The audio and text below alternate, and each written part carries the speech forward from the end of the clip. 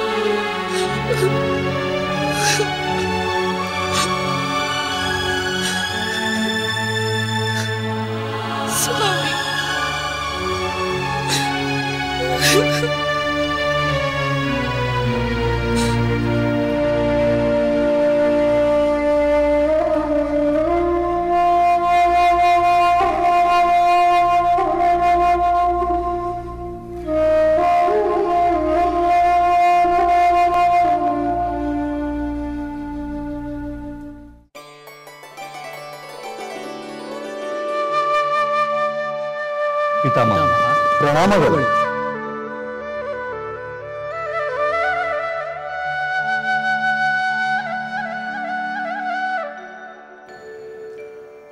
ದೇವೇಂದ್ರ, ಇದೇನಿದು? ನಿಮ್ಮೆಲ್ಲರಿಗೂ ಶತ್ರುವಾಗಿದ್ದ ದೈತ್ಯ ರಾವಣನ ಸಂಹಾರದಿಂದ ಸಂತೋಷವಾಗಿರಬೇಕಾಗಿದ್ದ ನಿನ್ನ ಮುಖದಲ್ಲಿ ಮತ್ತಾವುದೋ ಆತಂಕವಿರುವಂತೆ ಕಾಣುತ್ತಿದೆಯಲ್ಲ?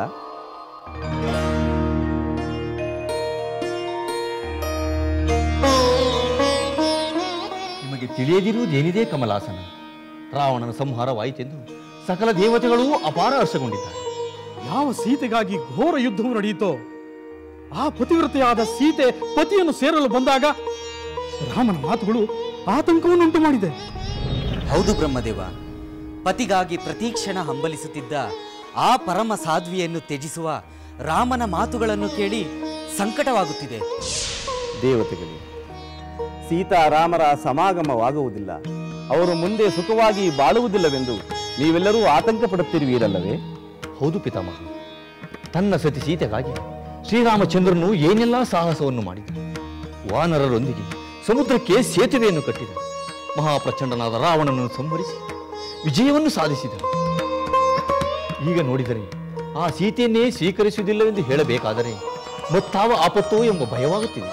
ಚಿಂತಿಸಬೇಡ ದೇವೇಂದ್ರ, ಶ್ರೀರಾಮನು ಸಾಮಾನ್ಯನಲ್ಲ, ಸಾಮಾನ್ಯನಂತೆ ವರ್ತಿಸುವ ಮಹಾಮಹಿಮ. ಅವನ ವರ್ತನೆಗೆ ಪ್ರಬಲವಾದ ಕಾರಣವಿರಬೇಕು. ಆದರೂ ಎಲ್ಲ ಸುಖಾಗ್ಯವಾಗುವುದು.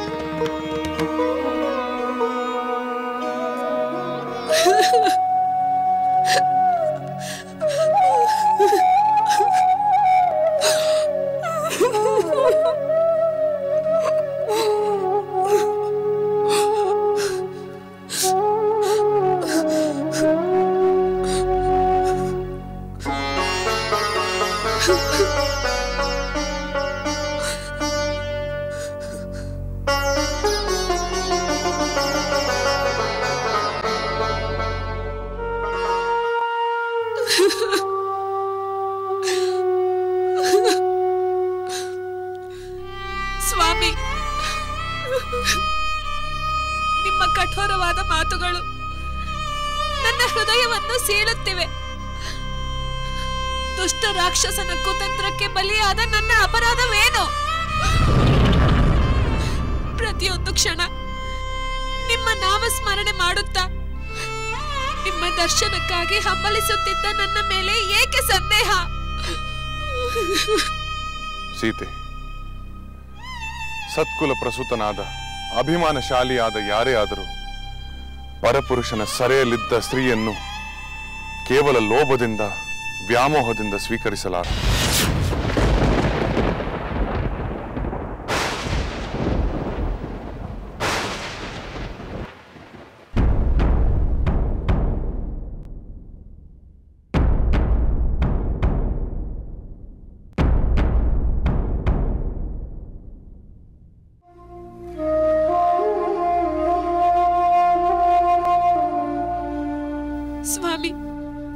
ಅಶೋಕವನದಲ್ಲಿ ರಾಕ್ಷಸಿಯರ ಕಾವಲಿನಲ್ಲಿ ಇದ್ದವಳು ಆ ರಾವಣನ ಅರಮನೆಯಲ್ಲಿರಲಿಲ್ಲ. ಆದರೆ ಆ ರಾವಣ ನಿನ್ನನ್ನು ಸ್ಪರ್ಶಿಸಿ ಅಪಹರಿಸಿದ್ದು ಸತ್ಯವಾದ ಸಂಗತಿ. ಅವನ ದುಷ್ಟ ಕಣ್ಣುಗಳು ನಿನ್ನನ್ನು ನೋಡಿವೆ. ಅಂತಹ ನಿನ್ನನ್ನು ಸ್ವೀಕರಿಸಿ ನನ್ನ ಕುಲಗೌರವಕ್ಕೆ ನಾನು ಕಳಂಕ ತರಲಾರೆ. ಸ್ವಾಮಿ, ಅಬಲೆಯಾದ ನಾನು ಬಲಾತ್ಕಾರದಿಂದ ಸ್ಪರ್ಶಿಸಲ್ಪಟ್ಟರೆ ಅದು ನನ್ನ ಅಪರಾಧವೇ? ಆ ತರ್ಕದ ಸಹಾಯದಿಂದ ನಾನು ಪಾಮರನಂತೆ ವರ್ತಿಸಲಾರೆ. ರಘುವಂಶದಲ್ಲಿ ಜನಿಸಿದವನಾಗಿ ನನ್ನ ಕುಲದ ಪ್ರತಿಷ್ಠೆಗಾಗಿ ಯುದ್ಧ ಮಾಡಿ ನಿನ್ನನ್ನು ಬಿಡಿಸಿದೆ. ವ್ಯಕ್ತಿಗತ ಮೋಹಕ್ಕಾಗಿ ನನ್ನ ಕುಲಧರ್ಮಕ್ಕೆ ವ್ಯತಿರಿಕ್ತವಾಗಿ ನಡೆದುಕೊಳ್ಳುವುದು ತಕ್ಕುದಲ್ಲ. ನನಗೆ ನಿನ್ನ ಮೇಲೆ ಯಾವ ಆಸಕ್ತಿಯೂ ಇಲ್ಲ. ನಿನ್ನ ಇಷ್ಟ ಬಂದೆಡೆಗೆ ಹೋಗಬಹುದು ಸೀತೆ.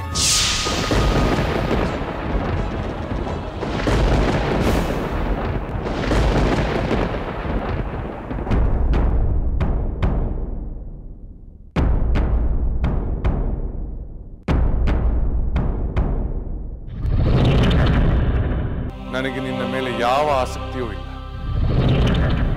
ನಿನ್ನ ಇಷ್ಟ ಬಂದೆಡೆಗೆ ಹೋಗಬಹುದು ಸೀತೆ. ದಾರುಣವಾದ, ಅತಿ ಕ್ರೂರವಾದ ನಿಮ್ಮ ಮಾತುಗಳನ್ನು ಕೇಳಲಾರೆ ಸ್ವಾಮಿ. ನನ್ನದಲ್ಲದ ಅಪರಾಧಕ್ಕೆ ಇಂಥ ಕಠಿಣ ಶಿಕ್ಷೆ ವಿಧಿಸುವುದು ಪುರುಷೋತ್ತಮನ ಧರ್ಮನಿಷ್ಠೆಗೆ ತಕ್ಕುದಲ್ಲ. ಸ್ವಾಮಿ, ನಿಮ್ಮಲ್ಲಿ ಸರ್ವ ಸಮರ್ಪಣೆ ಮಾಡಿಕೊಂಡ ಈ ಅಬಲೆಯ ಮೇಲೆ ಕರುಣೆ ತೋರಿ.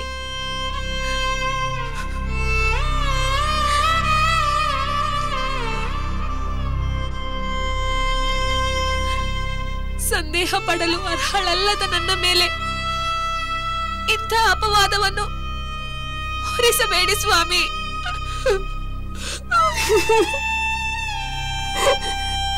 ನಾನು ಅಪವಾದ ಹೊರಿಸುತ್ತಿಲ್ಲ. ಸಂದರ್ಭವೇ ಹಾಗೆ ಬಂದಿದೆ. ಆ ಸಂದರ್ಭಕ್ಕೆ ನಾನು ಹೊಣೆಯಲ್ಲ ಸ್ವಾಮಿ. ಆ ರಾವಣ ನನ್ನನ್ನು ಅಪಹರಿಸಿದಾಗ ನಾನು ಅಸ್ವತಂತ್ರಳಾಗಿದ್ದೆ. ನಾನಾಗಿ ಅವನ ವಶಳಾಗಲಿಲ್ಲ. ಪರಪುರುಷನ ದೇಹ ಸ್ಪರ್ಶವಾದದ್ದು ನಿಜವಾದರೂ ಅದು ನನ್ನ ಅಪರಾಧವಲ್ಲ, ಅದು ಆ ದೈವದ ಅಪರಾಧ.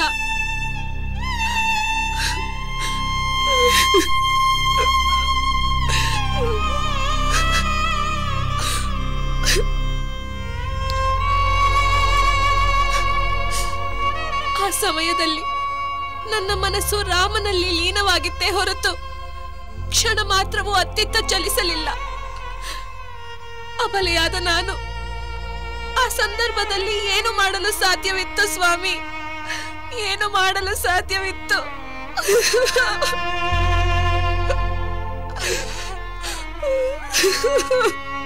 ಅಸತ್ಯವನ್ನು ನುಡಿಯುತ್ತಿರುವೆ ಎಂದು ನಾನು ಹೇಳುತ್ತಿಲ್ಲ ಸೀತೆ.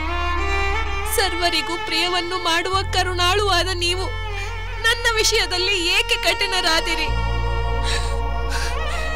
ನೀವು ನನ್ನನ್ನು ಪರಿತ್ಯಜಿಸಿದರೆ ನಾನು ಸತ್ತಂತೆಯೇ ಸರಿ. ಬದುಕಿದ್ದು ಏನಾಗಬೇಕು? ಯಾರಿಗಾಗಿ ಬದುಕಬೇಕು? ಏತಕ್ಕೆ ಬದುಕಬೇಕು?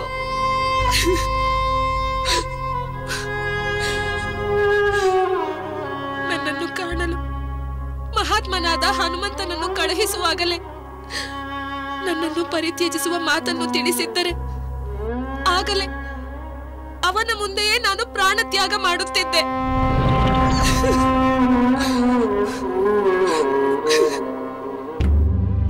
ಇದೇ ನಿಮ್ಮ ನಿರ್ಧಾರವಾಗಿದ್ದರೆ ನನಗಾಗಿ ಯುದ್ಧ ಮಾಡಿ ಇಷ್ಟೆಲ್ಲ ಸಾಹಸ ಮಾಡಬೇಕಾಗಿರಲಿಲ್ಲ. ನೀವಾಗಲಿ ಉಳಿದವರಾಗಲಿ ಇಷ್ಟೆಲ್ಲ ಶ್ರಮ ಪಡುವ ಅಗತ್ಯವೇ ಇರಲಿಲ್ಲ. ನಾನು ಯಾವ ಕಾರಣಕ್ಕಾಗಿ ಯುದ್ಧ ಮಾಡಿದ್ದೇನೆಂದು ಮೊದಲೇ ಹೇಳಿದ್ದೇನೆ. ಭೂಮಿಯ ಮಗಳಾಗಿ ಹುಟ್ಟಿದರು, ರಾಜರ್ಷಿ ಜನಕರಿಂದ ಪಾಲಿತಳಾದರು, ಪುರುಷೋತ್ತಮನಾದ ಶ್ರೀರಾಮನ ಕೈ ಹಿಡಿದರು. ನನ್ನ ದುಃಖ ತೀರಲಿಲ್ಲ. ನತದೃಷ್ಟ ಸ್ತ್ರೀ ಜನ್ಮ ಇಷ್ಟೇ ಅಲ್ಲವೇ?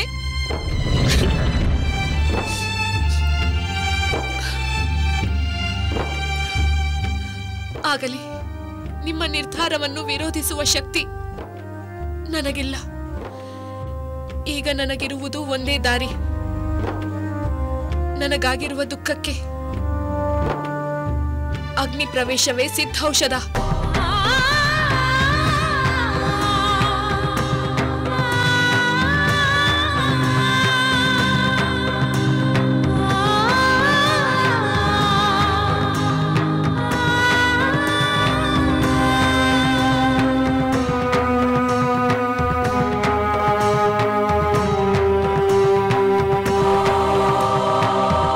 ಸಹಧರ್ಮಾಚಾರಿಣಿಯಾದ ಸತಿಯ ಪಾತಿವ್ರತೆಯ ಬಗ್ಗೆ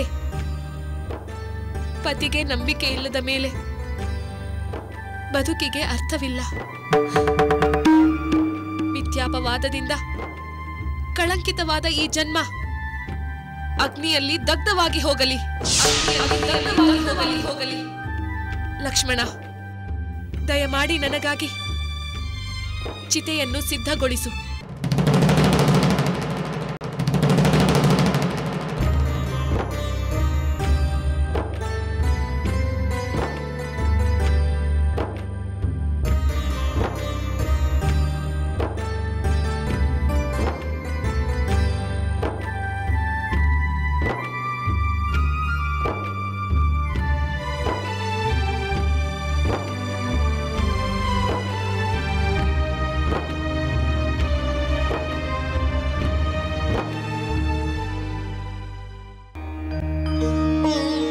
ಪಿತಾಮಹ, ನೋಡಿದ್ದೀರಾ, ಸೀತಾದೇವಿಯು ಅಗ್ನಿಯನ್ನು ಪ್ರವೇಶ ಮಾಡುತ್ತಿದ್ದಾಳೆ. ಅವಳು ನುಡಿದಂತೆ ನಡೆದುಕೊಳ್ಳುವಳಲ್ಲವೇ? ಖಂಡಿತವಾಗಿಯೂ ಸುರಪತಿ, ಸೀತಾದೇವಿ ನುಡಿದಂತೆ ನಡೆಯುವುದರಲ್ಲಿ ಸಂದೇಹವಿಲ್ಲ. ಹಾಗಾದರೆ ಇನ್ನೇನು ಗತಿ ಬ್ರಹ್ಮದೇವ?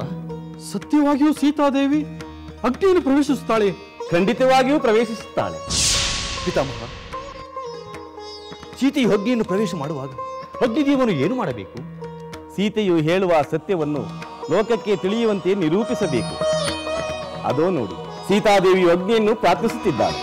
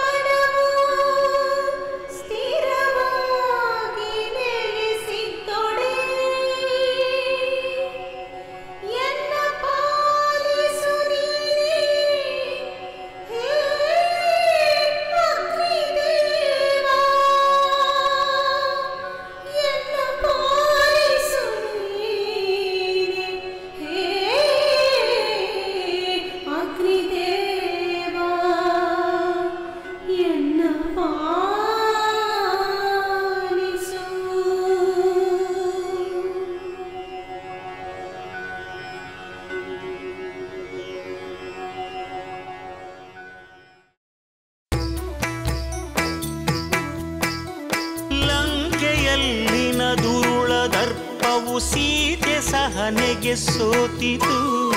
ಅಂತ್ಯ ಇರದ ಅಸುರ ಕುಲವು ರಾಮ ಬಾಣಕ್ಕೆ ಅಡಗಿತು. ದೂರವಿರಲಿ ಸನಿಹವಿರಲಿ ರಾಮ ಹೃದಯ ನಿವಾಸಿನಿ. ಯುಗವು ಯುಗವು ಸಾಗಲಿ ಅಕಳಂಕ ಪ್ರೇಮ ಪ್ರಬೋಧಿನಿ. ಅಮರ ಗಾಧೆ ಧರಣಿ ಜಾತೆ ಸಾಧ್ವೆ ಸೀತೆ ಸುಚರಿತೆ. ಸಹನ ಶಕ್ತಿ ಪತಿಯ ಭಕ್ತಿ ಲೋಕಮಾನ್ಯ ವಂದಿತೆ.